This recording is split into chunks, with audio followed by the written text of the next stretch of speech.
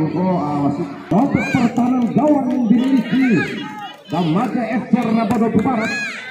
Di sana ada saudara Rian mencoba membontangnya kali ini. Rian dengan gaya dan atraksinya kali ini berhasil tadi skor. Disilakan dari Damaja FC saudara Sofri nomor punggung 93 yang Lukaplin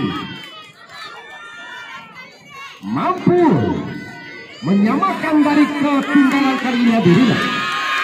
Saudara Fuskan di sana nampaknya mencoba berkomunikasi dengan kedua pihak gawang kali ini. Masukkan salah satu pemain handal yang dimiliki Dedi Putra Laskar. Dedi masukkan sebuah tantangan yang cukup memuaskan tadi. Saudara berhasil menyamakan kedudukan dan mencoba mengadu pilihan kali ini Hadirina. Harus diakui, wow, Rian mencoba menyapa dan mencoba menjalin silaturahim dengan pemain-pemain dari Laskar Pedi. Hafiz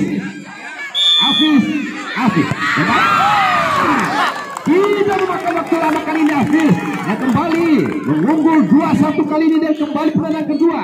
Air muda kebanggaan kepada FC. Tapi kita saksikan drama di penalti kali ini.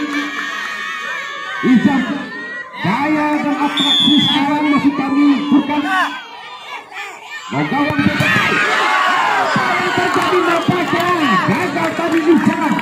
Sebuah tendangan manis tadi namun masih membontur Mister Gawang.